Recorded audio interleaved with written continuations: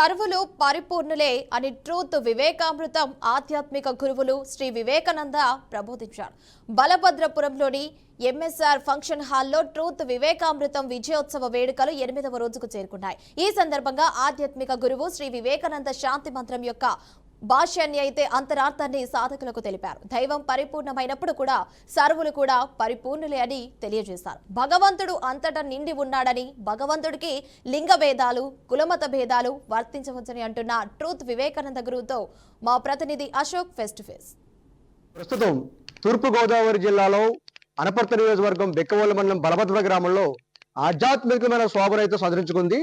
Truth Vivekananda అమృతంలో ఈ యొక్క పూర్తి భగవద్గీత సంబంధించినటువంటి ఉపనిషత్తుల ఆధారంగా చేసుకుని ఈ యొక్క ఏదైతే పూర్తిగా ఆధ్యాత్మిక భావం కలిగినటువంటి ఈ యొక్క పూర్తి పరిస్థితులు వివేకానంద గురువు గారు అయితే మాత్రం ఈ యొక్క ఎంఎస్ఆర్ ఫంక్షన్ ఉన్నటువంటి ఈ యొక్క ప్రజలందరికీ కూడా తెలిసే విధంగా ఈ రోజు 9 రోజుల పాటు ఈ యొక్క బలభద్ర గ్రామంలో అనేక విశ్లేషక ఆధ్యాత్మిక భావాలకు సంబంధించిన కార్యక్రమాలు కూడా పూర్తిగా వివరంగా చెప్పడం జరిగింది. అదే విధంగా ఈ రోజు మనం బీఆర్కే ద్వారా కూడా అసలు ఈ భగవద్గీత సంబంధించిన కొన్ని విశ్లేషక విషయాలు కూడా ఆయన ద్వారా తెలుసుకునే ప్రయత్నం కూడా మనం చేద్దాం. సార్, పూర్తి మన విశ్లేషణ భగవద్గీతలో కొన్ని చిన్న వాక్యాలను బట్టి ఏ విధంగా వాళ్ళు ముందుకు వెళ్ళొచ్చు, ఆధ్యాత్మిక భావాలను బట్టి దాని గురించి. నా ఉద్దేశంలో మానవుడిని మాధవుడిగా మలచగలిగే ఒక మహాగ్రంథం గీతాశాస్త్రం. ఎందుకంటే గీతాశాస్త్రంలో ఉచ్చరింపబడిన ప్రతి పదం మనం ఎంత విలువైన వాళ్ళమో, మనలో అంతర్గర్భితంగా ఎన్ని ఆధ్యాత్మిక వేద సిరులు పొసిగి ఉన్నాయో తెలియజేశారు. చాలా మంది ఏమైనా అపోహపడతారంటే భగవద్గీతలో శ్రీకృష్ణుడు ఎంత విలువైన వాడో, శ్రీకృష్ణుడిలో ఎన్ని శక్తులు ఉన్నాయో చెప్పారని చాలా మంది అపోహపడతారు. కానీ దశాబ్ద కాలంగా ఆ గ్రంథాన్ని లోతుగా అధ్యయనం చేసి నేను ఆశ్చర్యపోయా. గీతాశాస్త్రంలో ఉపదేశించిన ప్రతి శ్లోకంలో మనమెంత విలువైన వాళ్ళమో, మనలో అంతర్గర్భితంగా ఎన్ని ఆధ్యాత్మిక సిరులు ఉన్నాయో తెలియజేశారు. నన్ను తరచుగా ఎప్పుడు అడుగుతుంటారు భగవద్గీత ఏ వయసులో ఉన్నవాళ్ళు చదువుకోవాలని. దానికి వాళ్ళకి నేను చెప్పే సమాధానం ఒకటే.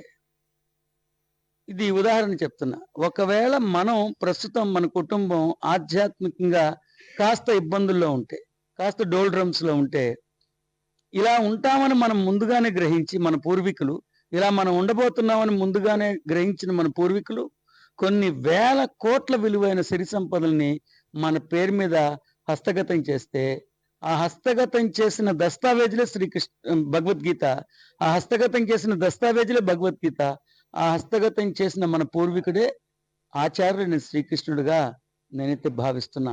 ఎంత త్వరితగతిలో గీతాశాస్త్రాన్ని అధ్యయనం చేస్తామో, ఎంత త్వరితగతిలో ఆ సుజ్ఞానాన్ని సుసంపన్నం చేసుకుంటామో, అంత త్వరితగతిలో మళ్ళీ మనం సిరి సంపదలు, ఆధ్యాత్మిక వైభవాన్ని పునఃప్రాప్తించుకోవచ్చని తెలియజేస్తున్నా.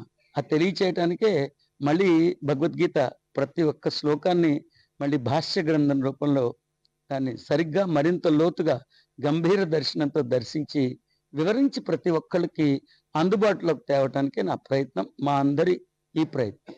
అది గీతాశాస్త్రంలో ఉన్న విలువ. అలాగే గీతాశాస్త్రంలో ఉన్న ప్రతి శ్లోకం మానవుని శోకాన్ని తీర్చగలిగే సమర్థత కలిగింది. ఒక శ్లోకం లోపలికి వెళ్తే మానవుని యొక్క ఒక శోకం బయటికి వెళ్ళిపోయేంత ఉద్గ్రంథము, జయగ్రంథము, అద్భుతమైన ఒక మహత్తు. గీతాశాస్త్రం ఉపదేశించబడిన ఈ క్షేత్రంలో, ఈ సీమలో, ఇలాంటి తలంలో, ఈ పుణ్యధామంలో జన్మించడమే ఒక అద్భుతం. జన్మించిన తర్వాత కూడా గీతాశాస్త్రాన్ని సుసంపన్నం చేసుకోకపోతే నిజంగా దురదృష్టకరమే. ఇంకొకటి మీ ద్వారా తెలియజెప్పడానికి ప్రయత్నిస్తున్నది, చాలా మంది గీతాశాస్త్రం కుల వ్యవస్థని, కుల వివక్షని ప్రోత్సహించిందని అపోహపడుతుంటారు. ఆ శ్లోకంలో ఉపదేశించిన పదాల యొక్క అంతరార్థాలు తెలియకపోవటం వలన అలా అనుకుంటారు. కానీ శ్రీకృష్ణుడు కుక్క మాంసం తినేవాడిని, అద్భుతమైన సుజ్ఞానాన్ని ఉపదేశించే పండితోత్తముణ్ణి సమభావంతో దర్శించమని ఉపదేశించినాడు ఆ గీతాకర్త. కాబట్టి కుల వ్యవస్థ, కుల వివక్ష ఆచార్యులు ప్రోత్సహించలేదని మీ ద్వారా సర్వులకి తెలియచేయటానికి ప్రయత్నిస్తున్నా. అలాగే 18 అధ్యాయులు భగవద్గీతలో ఉన్నాయి. జ్ఞాన షట్కం, భక్తి షట్కం, ఇలా 18 అధ్యాయాలు ఉన్నప్పటికీ కర్మషట్కం, భక్తి షట్కం, జ్ఞాన షట్కం 18 అధ్యాయాలు ఉన్నప్పటికీ ప్రతి షట్కంలోని ప్రతి శ్లోకము జ్ఞానమే చెప్పింది. మనం ఎంత విలువైన వాళ్ళమో చెప్పింది. మనలో ఎంత ఆధ్యాత్మిక సిరి సంపదలు పొసుగున్నాయో చెప్పింది. మొట్టమొదటి శ్లోకం అంటే నన్ను చాలా మంది తరచుగా అడుగుతూ ఉంటారు, భగవద్గీత యొక్క విశిష్టత ఏంటని. వేదాలు సముద్రం, ఒక పెద్ద మహాసముద్రం ఎంత ఉంటాయో అంత విస్తారమైనవి. ఒక మనిషి వేదాలని, ఉపనిషత్తుల్ని ఒక జన్మలో అధ్యయనం చేయడం సాధ్యం కాకపోతే పర్వాలేదు, ఒక్క గీతాశాస్త్రాన్ని అధ్యయనం చేయండి. చతుర్వేదాలు అధ్యయనం చేయటం వల్ల ఏ పరిణితి లభిస్తుందో ఒక్క గీతాశాస్త్రం చదివితే అదే పరిణితి లభిస్తుందని, గీత, భగవద్గీత వేదతుల్యమైనదని పెద్దలు తెలియజేశారు. ఒకవేళ నేటి పోటీ ప్రపంచంలో 18 అధ్యాయాలు కానీ ఒకవేళ చదవలేకపోతే ఒక్క సాంఖ్యశాస్త్రం అంటే 2వ ప్రకరణం భగవద్గీతకి హృదయం వంటిది, ఒక్క సాంఖ్యశాస్త్రం అధ్యయనం చేస్తే, గీతాశాస్త్రం మొత్తం అధ్యయనం చేస్తే ఎలాంటి వికాసాలు విరబూస్తాయో అలాంటి విద్యా విరులు విరబూస్తాయని నేను తెలియజెప్పుకుంటున్నా. మరి ముఖ్యంగా 2వ అధ్యాయం 11వ శ్లోకం నుండి 39వ శ్లోకం దాకా ప్రతి ఒక్కళ్ళు అధ్యయనం చేయాలని నేను మీ ద్వారా అందరికీ తెలియజేస్తున్నాను. పూర్తి స్థాయిలో భగవద్గీతకు సంబంధించినటువంటి పూర్తి ఆధ్యాత్మిక భావంతో ప్రజలందరికీ కూడా దాంట్లో తాత్పర్యాలను కూడా ఈ 9 రోజుల పాటు ప్రజలందరికీ వివరంగా తెలియజేస్తూ కూడా రాష్ట్ర నలుమూలే కాదు దేశ విదేశాల నుంచి కూడా ప్రజలందరూ కూడా ఈ యొక్క ఎంఎస్ఆర్ ఫంక్షన్ ఇచ్చేసి పూర్తి స్థాయిలో గురువు గారు, వివేకానంద గురువు గారు చెప్పేటువంటి సూక్తులను, వాటిలో ఉన్న తాత్పర్యాలను అర్థం చేసుకుని ప్రత్యేకంగా ఆధ్యాత్మికమైన భావాన్ని పూర్తిగా కూడా ఈ యొక్క ఏదైతే సనాతన ధర్మాన్ని కాపాడుకునే విధంగా కూడా ఈ రోజు కార్యక్రమాలు చేయడం మహోత్తరంగా జరుగుతుందని చెప్పేసి కూడా పూర్తిగా చెప్పవచ్చు. కెమెరామెన్ విజయ్తో అన్నమయ్య జిల్లా బుక్కలు కాబోతుందంటూ సోషల్ మీడియాలో వైరల్ అవుతున్న వార్తలను నమ్మవద్దని మంత్రి రాంప్రసాద్ రెడ్డి స్పష్టం చేశారు. రాయచోటి కేంద్రంగా ఉన్న ఈ జిల్లాలపై వస్తున్న వదంతులు వాస్తవం కాదని, ప్రజలు ఎవరూ అధైర్యపడాల్సిన అవసరం లేదని చెప్పారు. అసత్య ప్రచారాలను నమ్మి గందరగోళానికి గురి కావద్దని సూచించారు. కొన్ని ప్రచార మాధ్యమాల్లో రాయచోటి నియోజకవర్గాన్ని మదనపల్లి జిల్లాలో కలుపుతారని వార్తలు చూస్తున్నాం. దయచేసి నేను ఒకటే విజ్ఞప్తి చేస్తున్నా, రాయచోటి నియోజకవర్గ ప్రజలకు తప్పకుండా అన్నమయ్య జిల్లా కేంద్రంగా రాయచోటి ఉంటుందని గతంలో మన ముఖ్యమంత్రి గారు మనకు చెప్పడం జరిగింది. దానిలో భాగంగానే మనం కూడా ఎన్నో ఆశలు పెట్టుకొని ఈ స్థానాన్ని తెలుగుదేశం పార్టీని గెలిపించడం జరిగింది. తప్పకుండా ఇది తుది నిర్ణయం కాదు. నేను ఇప్పుడే విజయవాడకి వెళ్తున్నా. తప్పకుండా ముఖ్యమంత్రి గారిని అలాగే ప్రభుత్వాన్ని ఒప్పించి రాయచోటి తప్పకుండా అన్నమయ్య జిల్లా కేంద్రంగా ఉంటుందని తెలియజేసుకుంటున్నా. ఎవరు ఎక్కడ అసహనం వ్యక్తం చేయొద్దండి. తప్పకుండా ఇది ప్రజల కోసం పనిచేసే ప్రభుత్వం. 4 పర్యాయాలు ఇక్కడ తెలుగుదేశం పార్టీ గెలవలేదు. ఈసారి మన ప్రభుత్వం మీద అలాగే గౌరవ ముఖ్యమంత్రి చంద్రబాబు నాయుడు గారి మీద నమ్మకంతో ఈ స్థానాన్ని కైవసం చేసుకోవడం జరిగింది. అది మీ అందరికీ తెలుసు. మీరందరూ ఈ ప్రభుత్వం మీద, నా మీద, ముఖ్యమంత్రి గారి మీద పెట్టిన నమ్మకాన్ని ఒమ్ము చేయకుండా తప్పకుండా ఈ నిర్ణయాన్ని వెనుక తీసుకునే విధంగా చర్యలు తీసుకుంటాం. అలాగే నేను ఒకటే చెప్తున్నా, ఇది తుది నిర్ణయం కాదు, ఇంకా టైం ఉంది.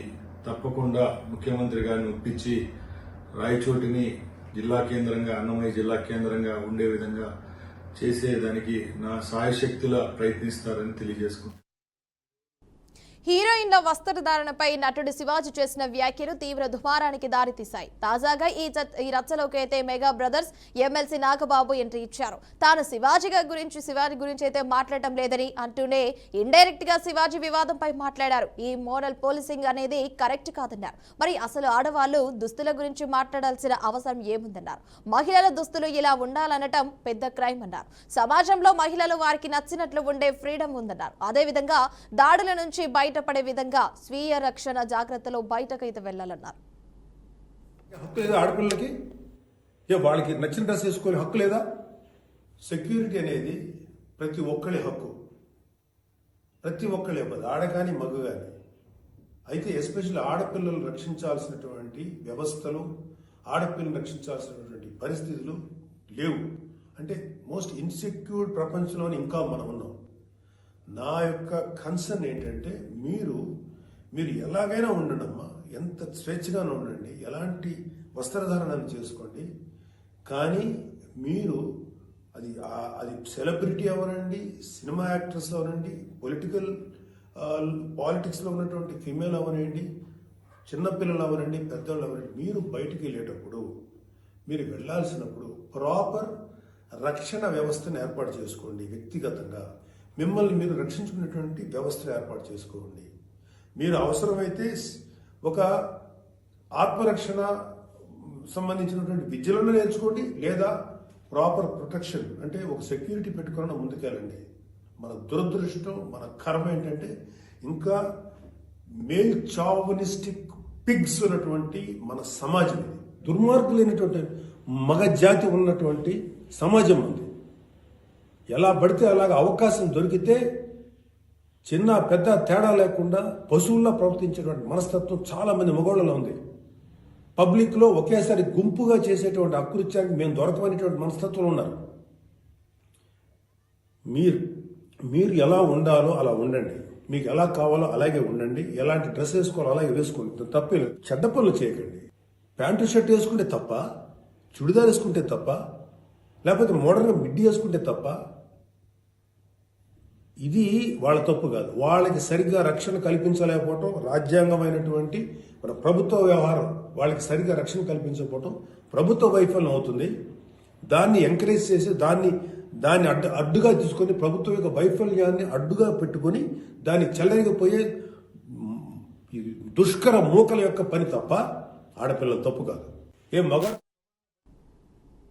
సత్యసాయి జిల్లా కదిరిలో ట్రైబల్ వెల్ఫేర్ పాఠశాలను ఎమ్మెల్యే కందికుంట వెంకటప్రసాద్ పరిశీలించారు. కుళ్లిన కూరగాయలు, పురుగులు పడిన ఆహారం విద్యార్థులకు వడ్డించడంపై ఆగ్రహం వ్యక్తం చేశారు. దీనిపై సంబంధించిన కమిషనర్ దృష్టికి తీసుకువెళ్లి ప్రిన్సిపాల్పై శాఖాపరమైన చర్యలు చేపట్టామని తెలిపారు. 28 లోపు పాఠశాలలో నెలకొన్న సమస్యలను పరిష్కరిస్తామని ఎమ్మెల్యే అన్నారు. విద్యార్థుల సంక్షేమమే లక్ష్యంగా కూటమి ప్రభుత్వం ముందుకు వెళ్తుందని ఎమ్మెల్యే వెంకటప్రసాద్ వివరించారు. ఈ సందర్భంగా ఎమ్మెల్యేలకు విద్యార్థులు కృతజ్ఞతలు తెలిపారు.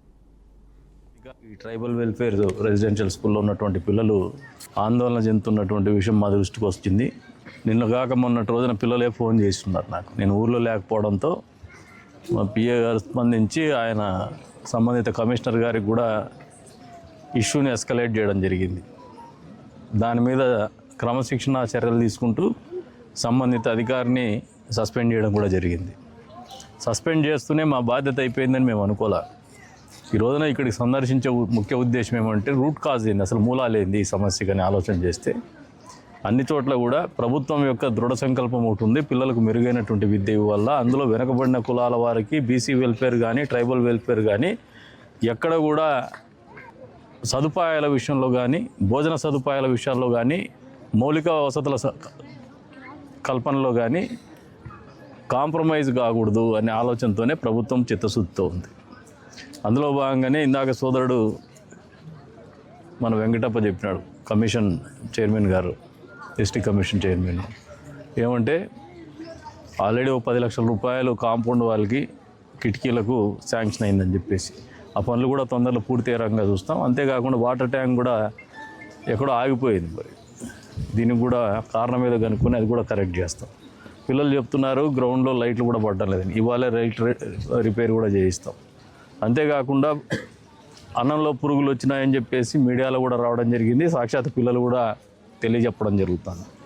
దీని కారణం కనుక్కుంటే హ్యూమన్ రిసోర్సెస్ ఏదైతే తక్కువ ఉందో, వంట వాళ్ళు 4 ఉండాల్సిన చోట 2 ఉండడం, అదే రంగా స్కావెంజర్స్ కానీ స్వీపర్స్ కానీ అసలు లేకపోవడంతో బాత్రూంలు కూడా మురికూపంగా తయారైనటువంటి పరిస్థితులు దృష్టిలో పెట్టుకొని వెంటనే కలెక్టర్ గారితో మాట్లాడి అవుట్సోర్సింగ్ కింద కొద్దిమందిని తీసుకొస్తాం.